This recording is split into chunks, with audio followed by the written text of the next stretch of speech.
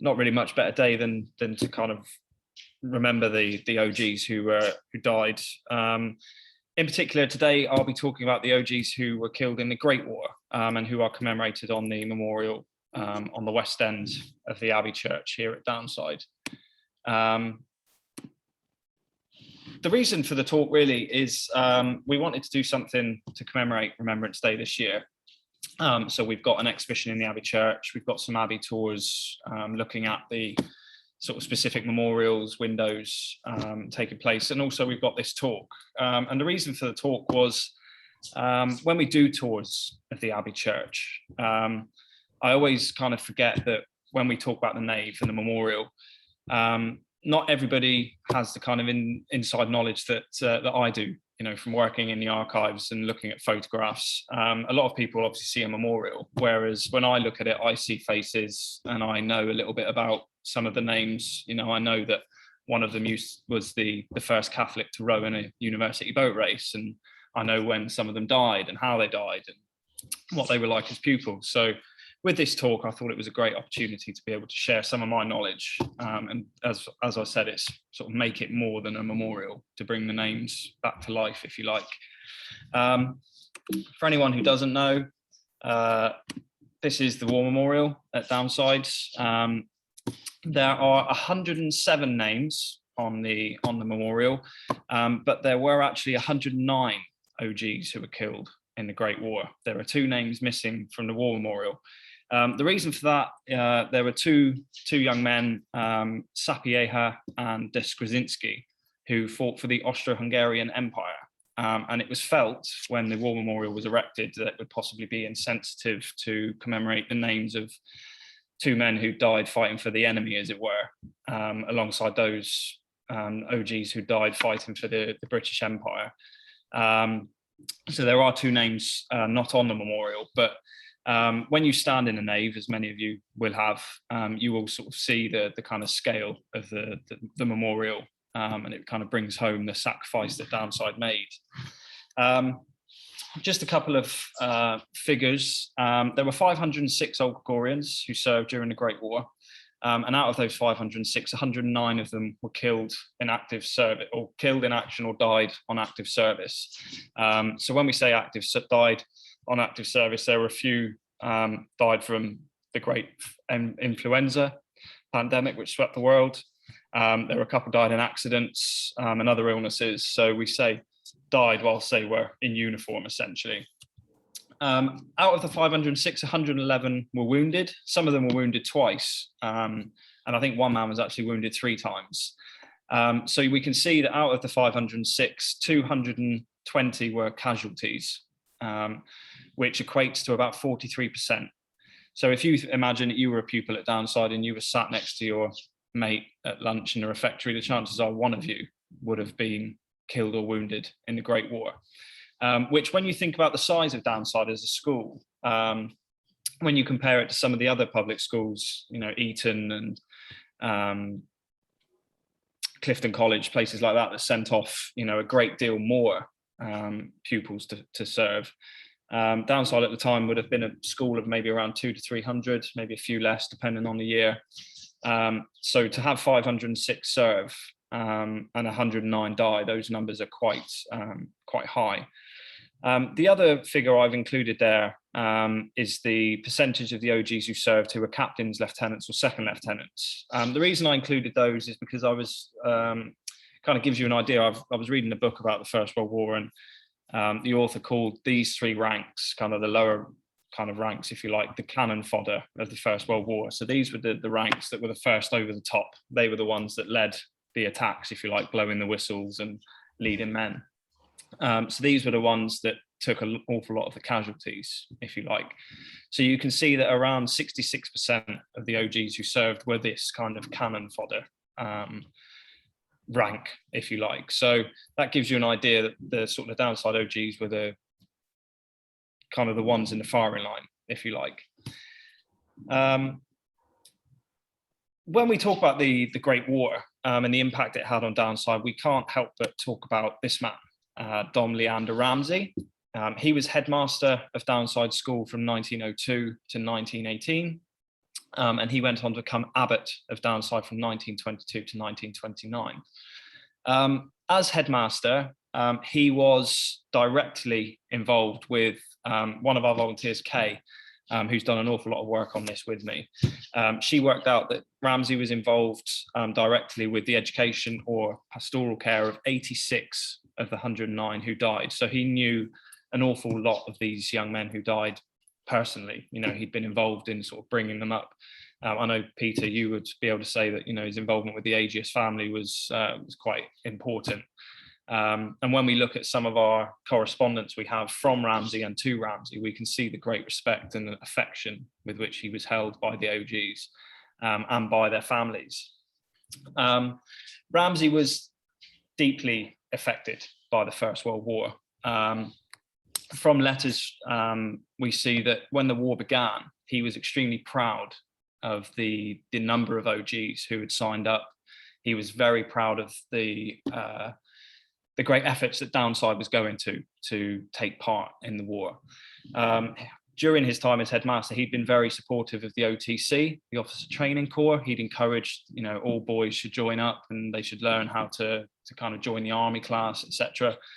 And obviously, as I said, he was extremely proud of the great efforts that Downside was going to. But as the war kind of dragged on, he became more and more kind of fatalistic. The casualty list grew and grew, and with it, his kind of fears and anxieties for the boys that he'd known. There's this fantastic quote, which always strikes a chord with me. This is from the Downside Review of 1929. This was written by Don Roger Huddleston, and it's the obituary for Abbot Ramsey. And the line that always grabs me is as Roger Huddleston was passing, Ramsey grabbed him as he was standing looking at the list of casualties, and it says, "Look at it, my poor Boer boys. Will there be any of them left, I wonder, when this ghastly war is over?" And this was written this happened about 1916, 1917, so there was still a great deal of time left of the war. And as you can see, Ramsey turned quickly and went into the church. And it was a while before anyone realised that every night Ramsey used to go into the Abbey Church and pray for the souls of the dead and for the lives of those who were still alive. And then you can see at the bottom there, highlighted in green, this is a bit further on in the obituary. Ramsey actually became very ill in 1918, which was why he had to resign as headmaster, and he was diagnosed with cancer. And he was given a 1 in 1,000 chance of survival. And miraculously, he did survive. He was that 1 in 1,000. And when he came back to Downside, he found it almost impossible to enter the school. And you can see here, as Rogerston states, the cloisters were simply too full of memories. He recalled how many, or so many, on whom his hopes had centred, who now lay in cemeteries amid the trenches. For him, the school held too many memories of the past. And that really kind of sums up Ramsey. To him, it wasn't a list of casualties of men, it was boys. You know, a lot of these boys had come to the school 10, 11, you know, and he'd sort of seen them grow into men. And as I said, in 1929, he died from an illness, and he is buried. He's one of only 3 Downside monks buried within the walls of the Abbey Church. And he's buried in the nave with his boys, as he called them, which I think is an extremely fitting memorial to him as well as to them, because the nave is in itself a war memorial, and Ramsey was very heavily involved in the building of it. As I said, we go through the photographic archives, and we've got a couple of our volunteers, Leslie, here. We've scanned, we've catalogued, we've digitised, and we've preserved a lot of the photographs we've had. Thousands of them, tens of thousands of images. But when I came across this one from the upper school in July 1910, it really struck me that this was kind of a microscopic view, if you like, of some of the pupils who would have served. And this picture just goes to kind of show. There are 78 pupils in this image. And the ones with red circles were killed in action or died on active service. 42 of them served but survived with yellow circles. And I must stress again that a lot of those who survived were wounded. Some of them carried the wounds for the rest of their lives. And then the 12 of them that don't have any circles, they served, but 3 of them actually became monks. There are 2 pontifexes and Don John Cain. So you can see in just this one image, we can see the kind of impact that the war had on Downside, this generation of young men. And I can see Peter scanning for Aegiuses there. Yeah, our Richard is in front row, right in the middle. He is, yeah, that's him. But you can see, the impact that one image had. And there's also this picture of a rugby team. This was the rugby team, the very first official Downside rugby team from November 1912. And again, when I looked at this image, I sort of just started putting the names into the system, if you like, and they all came out, apart from one, as having served. And you can see they're a rugby team of 15 boys. A third of them were killed. 5 boys were killed on the Western Front or in other theatres. And it just gives you a really good idea of kind of Downside's experiences, if you like. You can see a lot of military crosses, you can see wounded. Very few of them actually came through without any form of kind of scar, if you like. We can see here James McLaughlin. His brother served as well, Geoffrey, and he was actually taken as a prisoner of war. But this again is a really good example of the rugby team outside the old house and how kind of one image can show the effects and the impact of war on Downside. When I was looking at one thing I was very conscious of is that I don't want to do a disservice to any of the boys who gave their lives. And I don't have the time to talk about every single one. So I was kind of looking, the talk I'm going to give, or I'm giving, is kind of based on, one, it's the pupils that I have images of in the school photographic archives, and it's information I can glean from their school files, But what I also found when I started looking is that I'm not sure, it's something that I'm working on a little bit more. I'm trying to find a little bit more about. There are 5 sets of brothers who died. And I'm not sure if this is a large number or if there are other schools that have a similar kind of number of brothers who died. But to me, 5 brothers from one school seems quite remarkable. So one of the things I wanted to start with was looking at some of those families, the brothers. And the first set of brothers were the Trevor Jones, Evan and Eric. Evan actually, or both of them, left the school in July 1914. And both of them went to the same college, Clare College in Cambridge. Evan left after 1 term. He was very keen to join up, and he left at Christmas in 1914. Eric stayed on. He was doing a medical degree, so he was it was a reserved occupation, if you like, to train up as a doctor. So he was allowed to stay at Cambridge. Evan,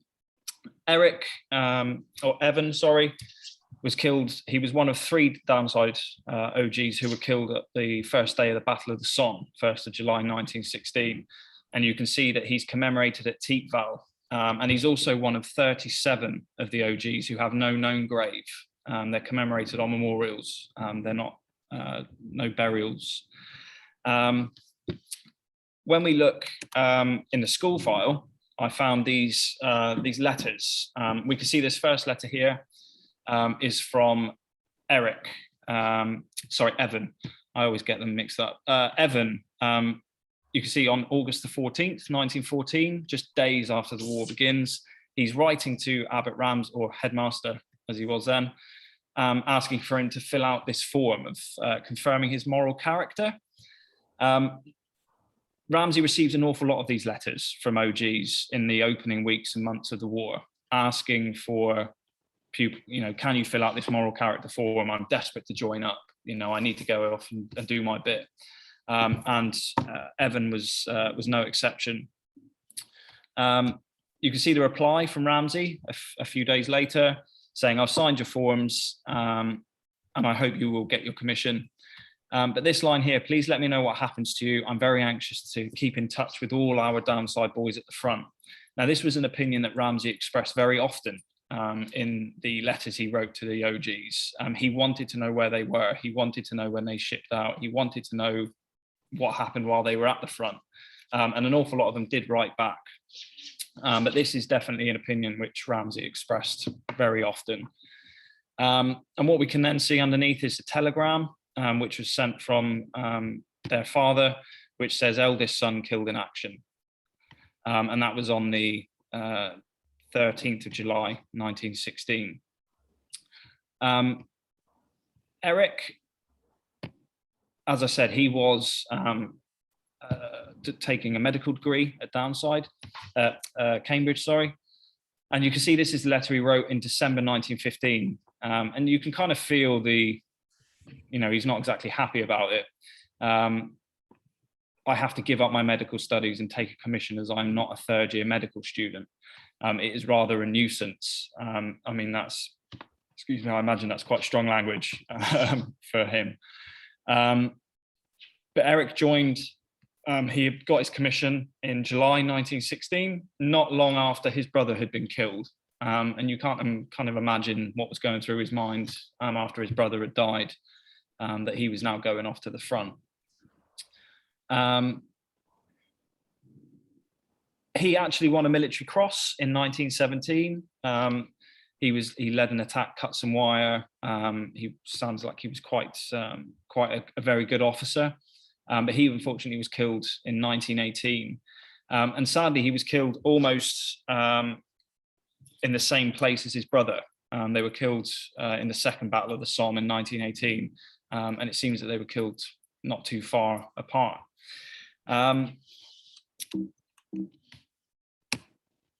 We have some images of them in the school. We can see this image here. This is of an OTC training camp in about 1912.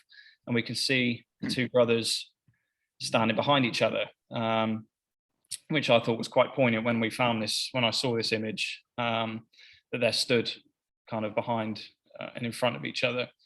I'll just point out these two. This is another OG who was killed in the war, Downing.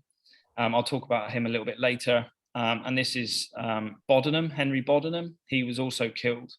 When we went through, I looked at his school file. He was rejected. You can see he's wearing glasses. He was actually rejected. He wrote a lot of letters to Ramsey in September 1914. He was desperate to join up, but he was actually still at school. He was old enough to go, but he was sort of in the upper reaches of the school. But he should have technically stayed on for another year, but he basically begged to go. And he did get a commission eventually, but he was rejected by a few regiments because of his eyesight. And once, after one rejection, he wrote to Ramsey suggesting that there were an awful lot of PALS battalions being set up around the country. And he suggested that there should be a Downside PALS regiment. He wrote to Ramsey saying, perhaps, we can get all of the OGs together and we can form our own unit. And Ramsey very politely replied and said, an awful lot of the OGs have already gained commissions. We're not going to be able to get them back to join this Downside regiment. It's a nice idea, but it's not going to go anywhere. We can see here, this is Evan in the Caverall House athletics team, stood next to Hugh Shine, another OG who was killed. And this is a boy named Hugh Clifford. And he was actually killed on the 1st of July, 1916 as well. He was one of the three who lost his life. And then this next picture here, we can see Eric with his very good friend, Richard Stokes. Richard Stokes himself won a military cross and bar in the First World War and went on to become a Labour MP in later life. The next set of brothers are the Draycott Pools.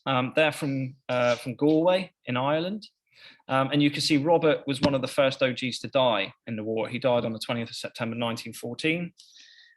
Robert left Downside in 1909. He went to Sandhurst in 1910 and obtained a commission in the Connaught Rangers in 1911. As I said, he was one of the first OGs to be killed in the war. His unit was one part of the British Expeditionary Force, which landed in France and Belgium in the beginning. And as I said, he was killed leading his men forward in action after the British and French had stopped the Germans at the Battle of the Aisne.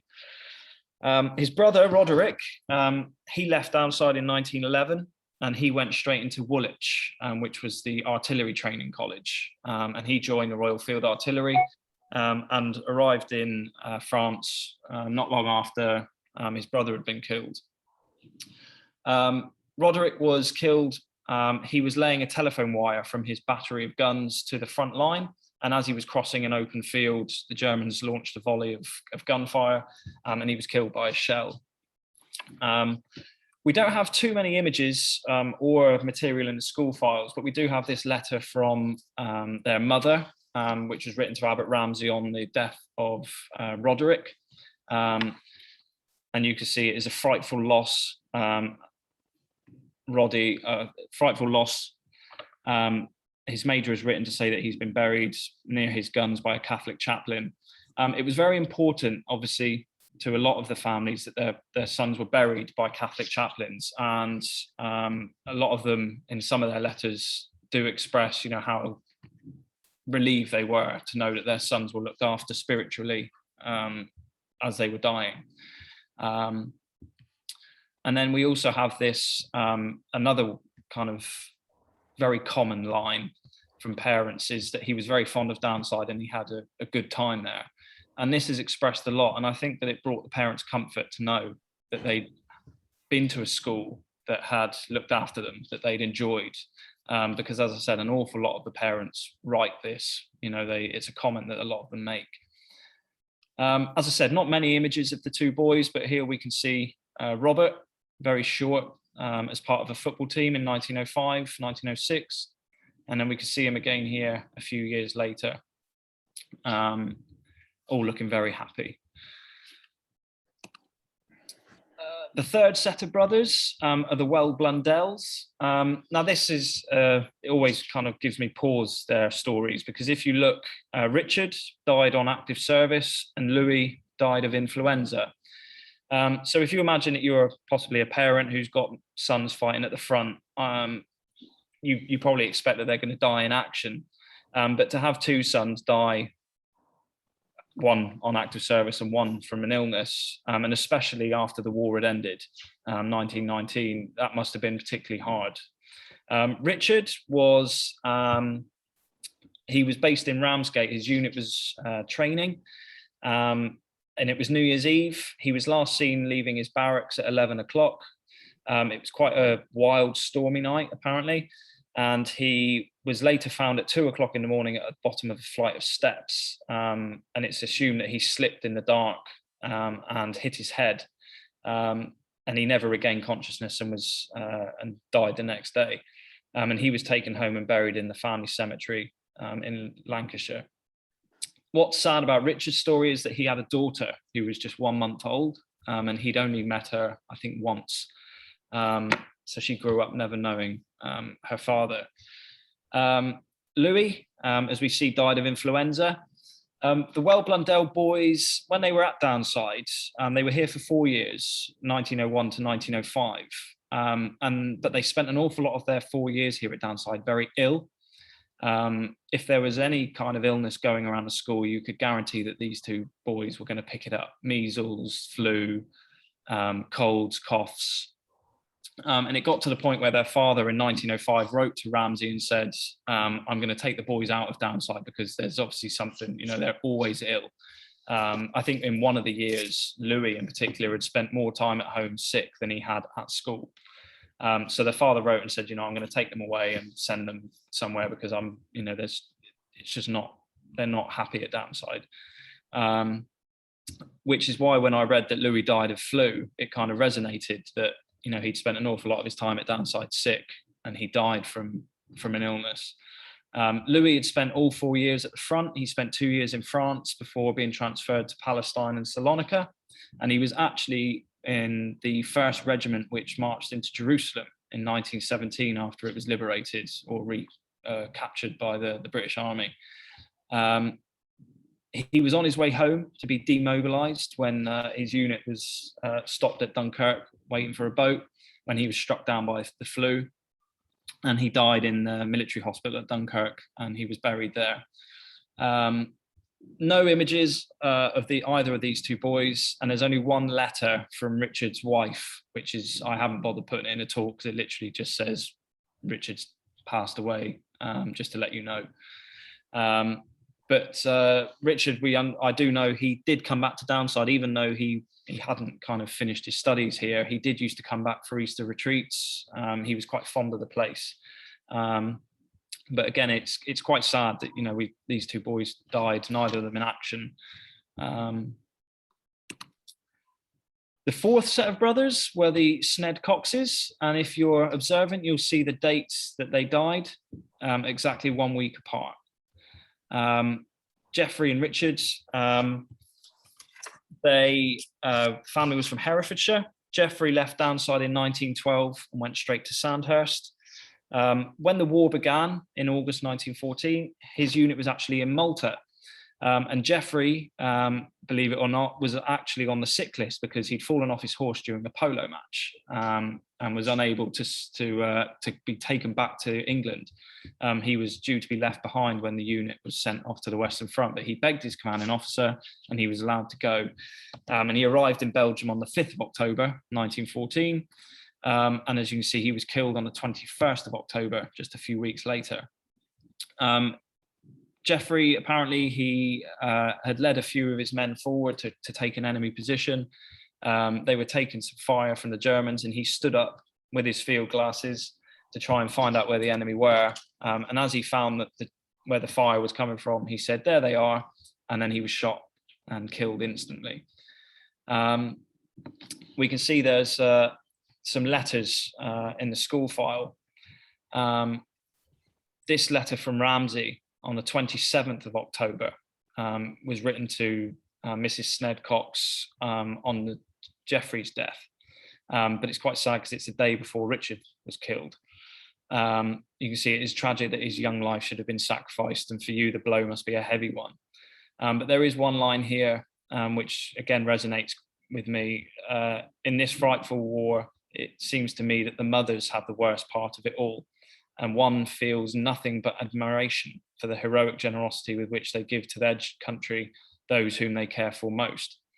And this kind of just feels to me like Ramsey was very kind of philosophical about it all. You know, he knew how heavy a burden the mothers were kind of paying. We can see this is a letter that Geoffrey actually wrote to Downside, to Rabbit Ramsey, once he got into Sandhurst. And he says, "The only regret connected with the exam is that I am now leaving Downside." And he talks about how happy he was. And then there's this great line where he says, "Please remember me to the other monks, especially those who were entrusted with the difficult task of cramming knowledge into my head," which I can imagine Father Anselm may have some resonance with that. But this is, you know, a very poignant letter. And then here we have the telegram again, which was sent to Abbot Butler and then passed on to Ramsey. Richard Snedcox has been killed in action on the 28th. So two brothers died a week apart. And then we have the letter here from the mother after Geoffrey's death, where she says, you know, he devoted himself to his profession. So he'd gone to Sandhurst in 1912 and obviously very keen to make a career as a soldier. And then we have the fifth set of brothers, but possibly the sort of saddest, three Shine brothers, all killed. John, Hugh, and James. John, he was the second OG to be killed in the war. He died on the 27th of August. John left Downside in 1912 and again went to Sandhurst. The Shine boys, their father was a colonel in the army, and he spent most of their life in India. So it was no surprise. All three of them went straight from Downside into Sandhurst. John secured a commission in the Royal Irish Rifles in 1913. When he was killed on the 27th of August, he'd been wounded, leading his men on an attack when he was taken back to a church, which had been set up as an aid post. And not long after he was admitted to the church, it was bombed. It was shelled by the Germans and the whole building was destroyed and everyone in it was killed. Hugh, the second brother, he left Downside in 1913, and again he went to Sandhurst and secured a commission in the Royal Irish Fusiliers. The family was from Limerick in Ireland, so no surprise that all three of them joined Irish regiments. There's a very funny story which Kay, one of our volunteers who's done an awful lot of work on the Downside OGs who were killed in the war, she found it in the school file. Hugh got into trouble one day because as he was returning to Downside on the train from Bath to Chilcompton, he thought it would be funny to fire some marbles with a catapult out of the train window. And Ramsey was then sent a bill from an irate local because Hugh had smashed some of his windows. Kind of gives you an idea that, you know, the Downside boys were a little bit mischievous at times. And then you have James. He was actually the oldest of the three boys. He left Downside in 1909 and again went to Sandhurst. He was with the Royal Dublin Fusiliers in India for a couple of years before his unit was sent to take part in the Somme offensive, in which James was wounded. But he actually died in 1917.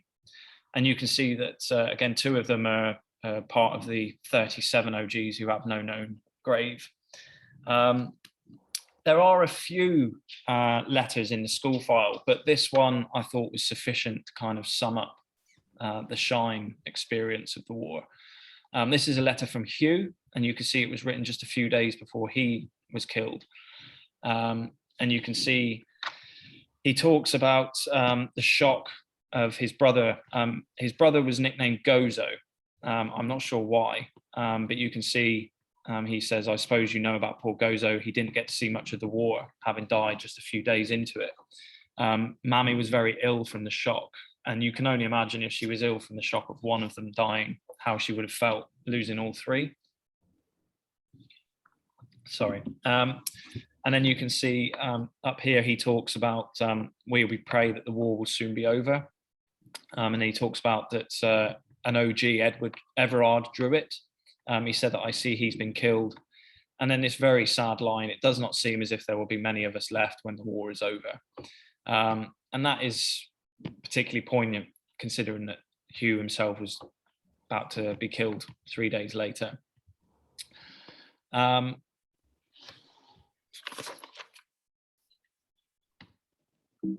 We do have a few images of the Shines. This is John with his friend Frank Tyrrell. Then we have another football team, and we can see Hugh at the front here. And then we have this group photo, and we've got John Shine here, and then Hugh right on the very far side. And I think there is an Aegis in this picture somewhere. Yeah, I think middle row on the right end. Yeah, up here, yeah. But there are an awful lot of OGs again.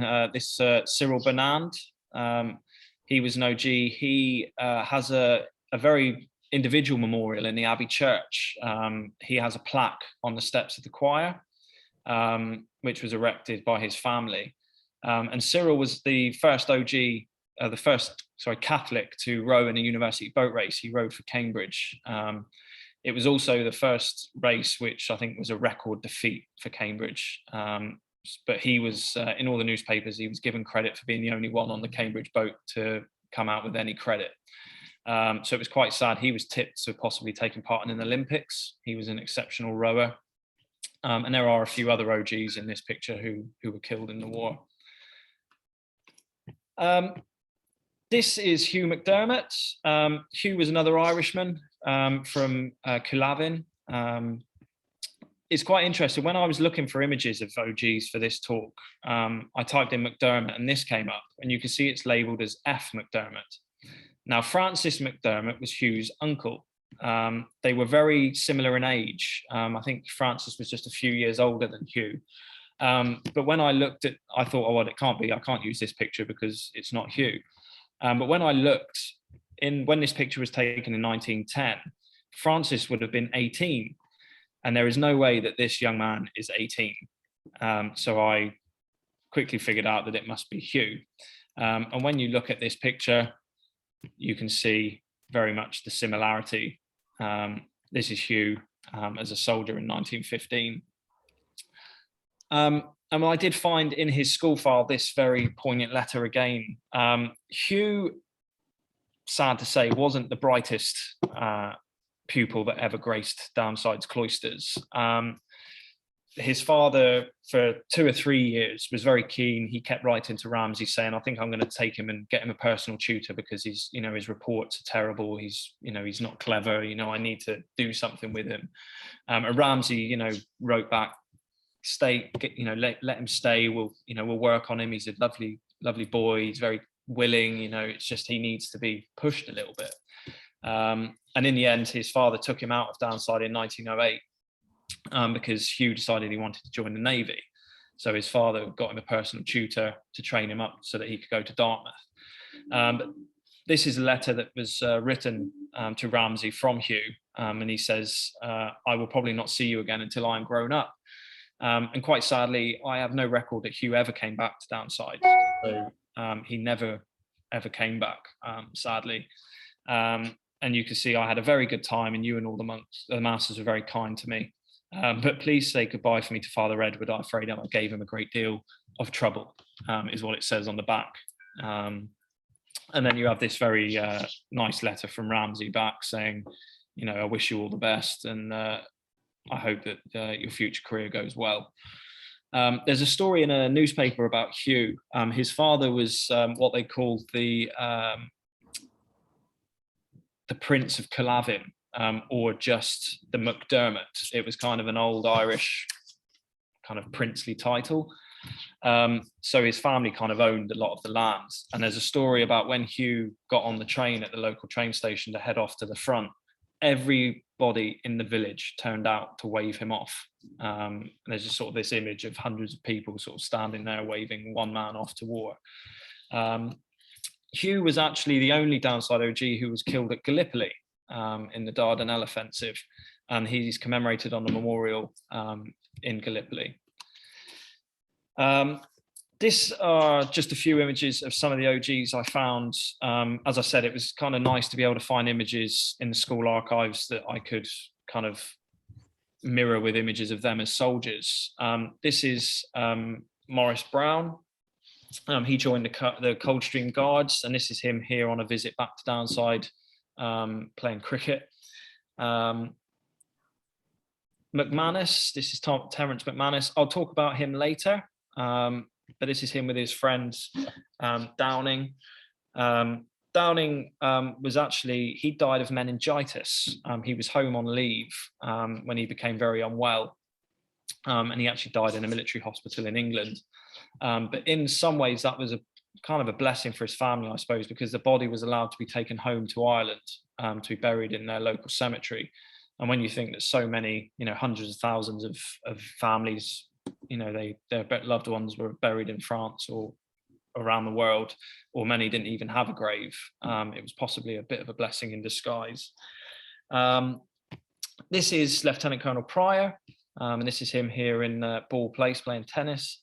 Lieutenant Colonel Pryor was one of the highest ranking OGs in the war. He commanded the South Lancashire Regiment, and he won a military cross and a bar in the Battle of the Somme, 2 MCs essentially in a very short space of time. And this is Noel Cleary, and you can see him here helping Dom Aylred Kindersley carry something. Noel Cleary won a military cross as well, and he was killed sighting a battery. He was a member of the Royal Field Artillery, and he was killed by a shell. This is another story. Leslie, you'll appreciate this one. Many of you OGs will know the images that hang in the science corridor of all of the OGs who died in the wars. And what we did a couple of years ago was some of the images were starting to deteriorate because they're right in front of a big window, direct sunlight.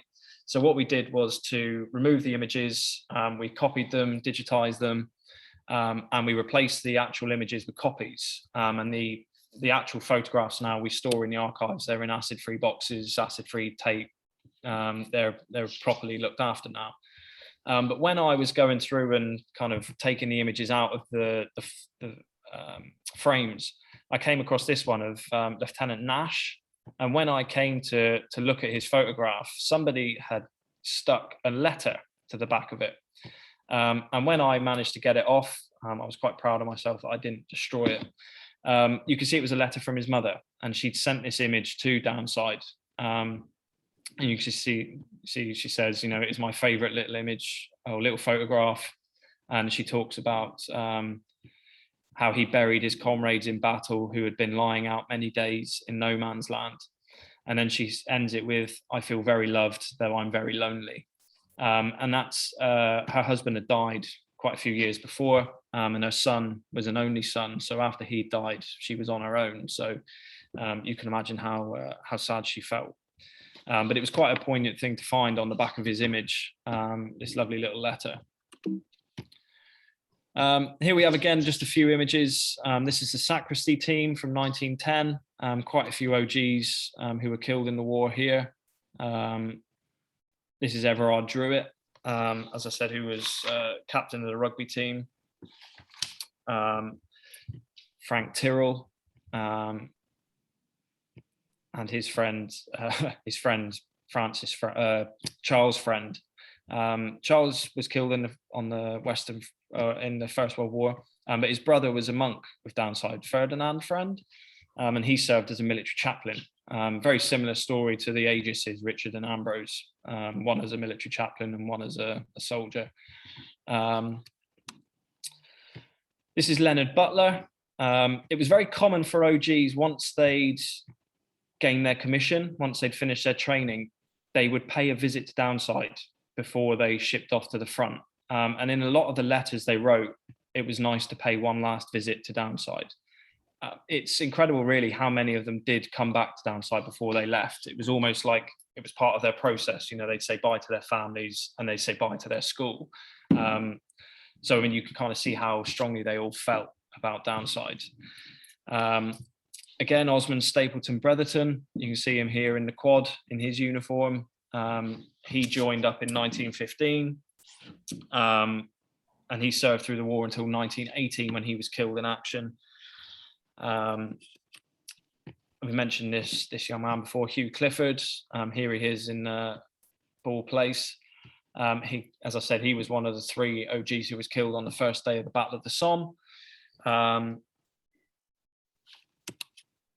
And then I love this picture here of Hugh Fleming. You can see him pulling a face to the camera with his headmaster looking not particularly impressed in the background.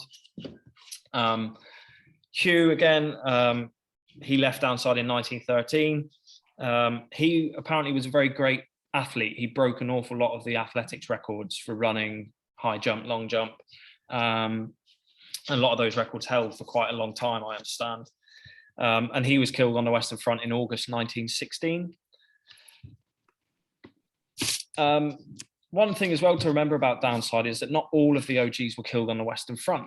A lot of them are buried all around the world, and these are just a few of them. This is Charles Martin. You can see him here in the middle this is sledging somewhere around Downside. There was an awful lot of snow one year. Charles Martin is buried in Greece. He was involved in the Salonika campaign. This is McDonnell. He is buried in Malta. He was an officer in Gallipoli when he contracted dysentery, when he was evacuated back to Malta. And he's buried there in a military cemetery. And this is Geoffrey Lynch Staunton. He is buried in Iraq, in the Basra military cemetery. He was involved in the war there. This is Louis Waters, here looking, I think Downside OG should wear this, well, I think this should be uniform again, to be honest. I think it looks very fetching. He's buried in Nigeria. This is, as I was talking about earlier, this is Charles Friend. He's buried in Spain, in Barcelona, and you can see him here with some of his friends. This is Arthur Hobdell. Hobdell also lost his life in the Great War, but his uncle was Norbert Burt, the Downside monk who wrote the history of Downside School, and who himself was a military chaplain and died in 1919. And then here we have Gervase de Blesse. He was in the Navy. He was on HMS Revenge, which was actually moored in Liverpool when he became seriously ill with influenza again. But luckily for him, he was moored in Liverpool. And just before he died, a message was sent to Dom Jerome Tunnicliffe, who was one of the parish priests at St Mary's at Highfield Street. And he rushed to the port, and he managed to give the last rites to de Blesse before he died on board the ship. There's one place that I can end this talk, and that is with this man, Terence McManus.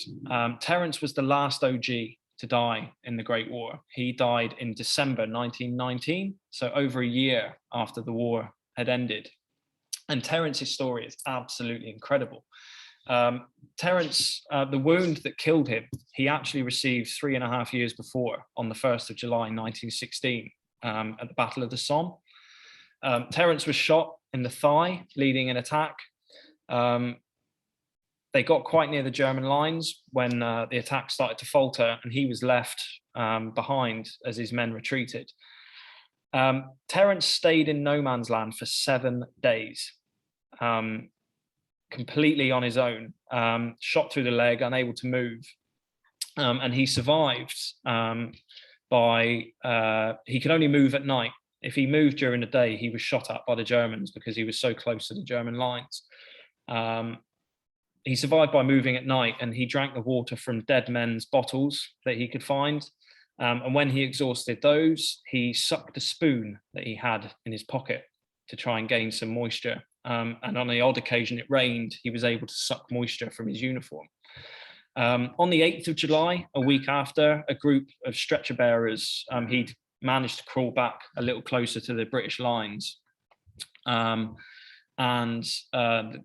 managed to feebly raise an arm, and the stretcher bearers whisked him off to the hospital, where the surgeon was absolutely amazed that he was still alive. Luckily for Terence, crawling through the mud had actually congealed the wound, so he hadn't bled to death, and he was sent back to England. We can see some images here of Terence. He's the very small one compared to the rest of his cohort. I will just point out while I've got this image, this gentleman here is Sapieha. He's the Austro-Hungarian, well, he's Polish actually, who isn't commemorated on the War Memorial, but he is in the Downside of the War book. And then again, we have Terence here as part of the rugby team. These are some letters from Terence's mother, and you can see this first one here.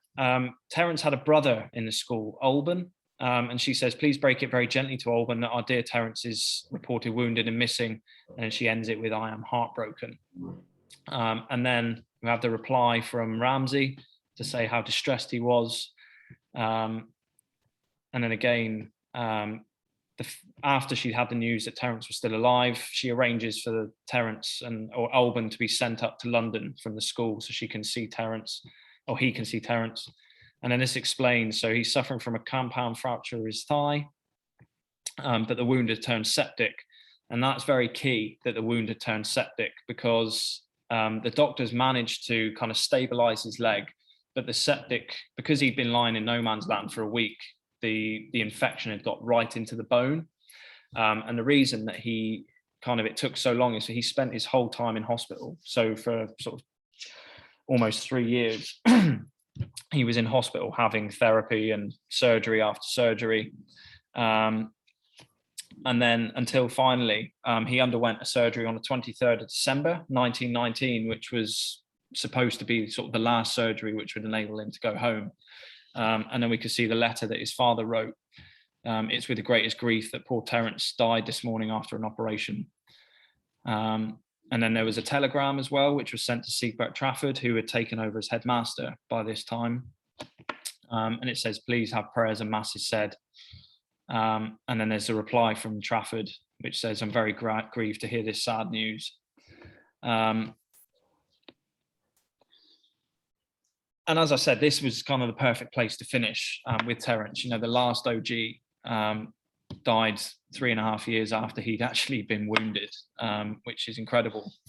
But one thing I will say, when I'm looking at the Downside OGs, I think that there is something, I'd love to write another volume or a pamphlet or something based on the school files, based on the photographs, based on the information we've learned over the last 100 years. There were an awful, they meant a lot to Downside, and Downside meant a lot to them. And I think that we can kind of bring some more information to light about them. And I will say this book here, Downside and the War, by Dom Lucius Graham, is kind of the book on Downside during the Great War. It is now sadly out of print, but I think if you've got some money stashed down the back of your sofa, they're going for quite a price on Amazon, if you haven't already got one. But that is, you've got one there, yeah. But that really is it from me. I mean, as I said, my aim today was to kind of shed some light on the names on the War Memorial, and to kind of bring them to life. And I hope that I've done that. And thank you very much for your time. Does anyone have any questions? Or thank you, Stephen. That was brilliant.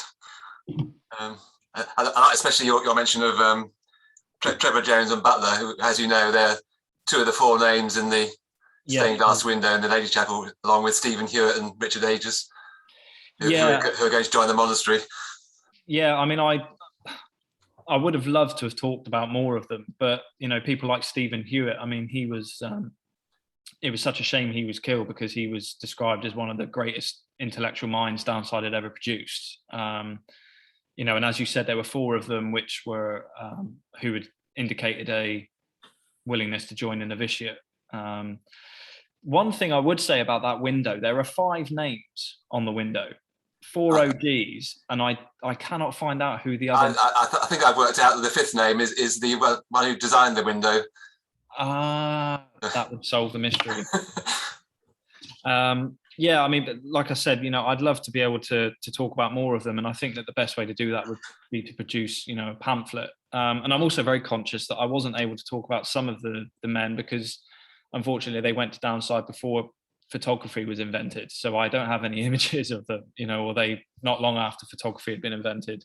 And the school files of any pupil prior to 1900 were destroyed in a fire. So some of them I can't shed more light on, but I think there is an awful lot more to be said. One thing is, talk has told me that you must have a lot of information on my family, which I need to come to the library to check out. Well, the Aegis school file is about that thick. Yeah. And some of them are quite thin, but yeah, the Aegis one is definitely is a very thick one. So my only final question is your reference to the gallery of photos in the science corridor. Are they going to stay there? Because my last heard they were going to be moved out. No, I don't know where that rumour came from, because there was never any indication.